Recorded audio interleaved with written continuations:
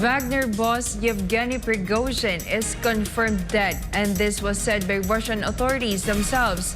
But before that, the president of Belarus defended his Russian counterpart, Vladimir Putin, saying that the latter could not be the one behind the plane crash. Carlo Dela Peña has the details.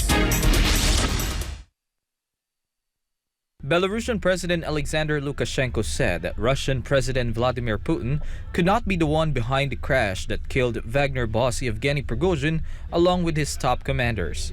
In a news conference in Minsk on Friday, Lukashenko referred to Putin as his older brother, who makes sharp decisions, and this is why he cannot be behind the crash.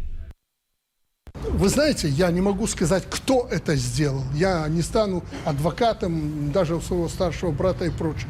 Но я знаю Путина. Это расчетливый, очень спокойный и даже медлительный человек, принимая решения по другим, менее сложным вопросам.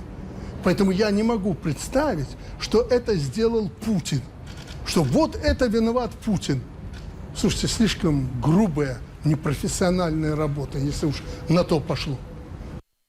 Lukashenko said he suggested to Prigozhin that he would talk to Putin to extract the Wagner boss to Belarus and guarantee his full security in his country. The Belarusian president further added that his talks with Prigozhin focused on the termination of all criminal cases against his paramilitary group Wagner and their move to Belarus, and that he never had any conversation with Prigozhin about ensuring his security outside the country. Despite the demise of Prigozhin and top elite Wagner commanders that were with him on the plane, Lukashenko said that Russia's spy chief contacted them and said that everything that had been agreed upon with Prigozhin would be honored, and that the Wagner group is alive and would live in Belarus.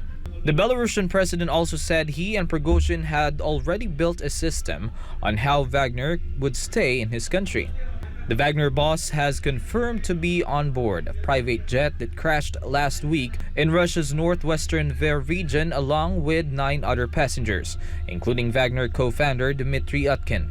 And on Sunday, Russia's investigative committee confirmed that Prigozhin died along with all the passengers after carrying out genetic tests. The announcement came after days of speculation over the fate of the Wagner boss, who was known to use body doubles, multiple passports, and disguises while traveling. There had been reports of his death twice before the current plane crash in the Tver region. One was a plane crash in the Democratic Republic of Congo in 2019, and another was allegedly killed in August 2022 after the shelling in the headquarters from HIMARS. The Kremlin had already denied any involvement in the plane crash. Meanwhile, Ukrainian President Volodymyr Zelensky also denied that his country was not involved. Prigozhin was known as Putin's chef, and in a video address last week, Putin offered his condolences to the family of the victims of the plane crash, describing him as a talented businessman who made mistakes but achieved the necessary results. Putin also revealed that he had known Prigozhin since the 1990s. Lukashenko, on the other hand, mentioned that he had been friends with the Wagner chief for more than 20 years. The Wagner boss was thought to be of a confidant of Putin. He made global headlines after the beginning of the Russia-Ukraine conflict in February 2022, and together with his forces, or musicians as they called themselves. Wagner has earned the support of the majority of Russians for taking an active role in the so-called special military operation, especially in the battle for the key Donbass stronghold of Bakhmut. And in late June, after months of criticizing the Russian Defense Ministry and its top brass for not providing enough support and ammunition, he accused it of shelling a field camp belonging to his forces that led to the short-lived mutiny after a deal brokered by Lukashenko. Prigozhin's last video was believed to be filmed in Africa, and at that time, he had reopened recruitment of more Wagner fighters and vowed that the paramilitary would make Africa even more free while conducting reconnaissance and search activities against ISIS, Al-Qaeda, and other bandits. Many people in Russia, especially the supporters of the Wagner group, are mourning Prigozhin's death since the news of the crash broke out. Makeshift memorials were created for the Wagner boss in nearly 24 Russian cities and occupied areas in Ukraine. People were seen offering flowers, and some men in Wagner uniforms were spotted crying in front of the makeshift memorials of their boss. Reporting, this has been Carlo Dela Peña, SMNI News. Racially motivated shooting rampage claims 3 lives in Jacksonville, sparking nationwide condemnation and renewed calls to address hate-fueled violence. Jean Domingo reports. Florida's Jacksonville is grappling with a heart-wrenching tragedy through a rally and a prayer vigil after the racially motivated shooting spree that killed 3 black people the previous day.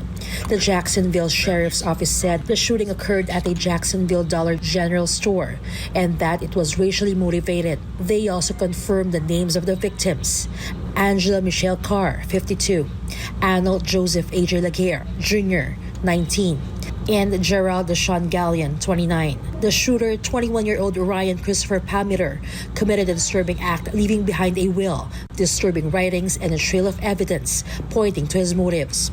Armed with an AR-15 style weapon, Palmiter targeted black shoppers on a Saturday afternoon.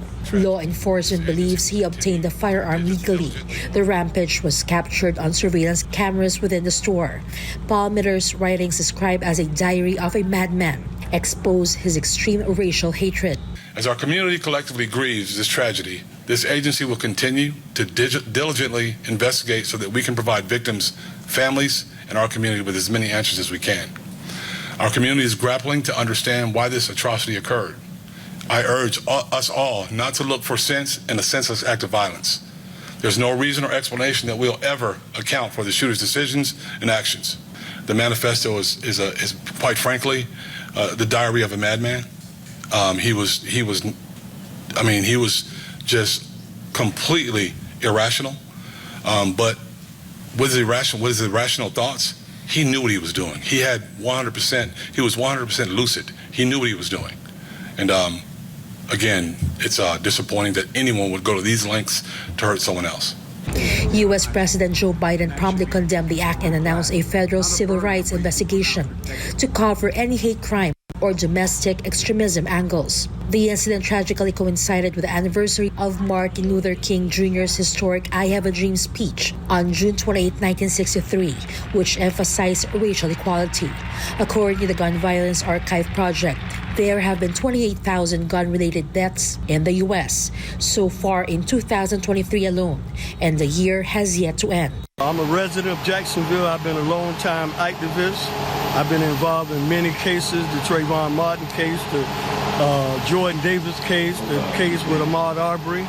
I was the main minister that announced the $10,000 bounty for the murder of Trayvon Martin by George Zimmerman. What happened yesterday is a travesty, and it underscores that white supremacy and racism and bigotry is still the #1 threat for the well-being of black Americans and indigenous people. We at Mad Dash are here to try to make sure that these families are not forgotten. These victims on these posters are not forgotten. I think that, the government and law enforcement should all sit down and start looking into these things more diligently, and that somebody needs to sit down and just take charge and say, okay, this is how we're going to fix it and implement that. But it has to be a thought-out plan. My family has a house over here. I'm over here just about every day. So that could have been anyone's family member. Unfortunately, this is a tragedy, and I just feel sad for all the families. We were having my nephew's birthday party. We made the kids get out the pool to give these families some respect. This has been Jean Domingo, SMNI News.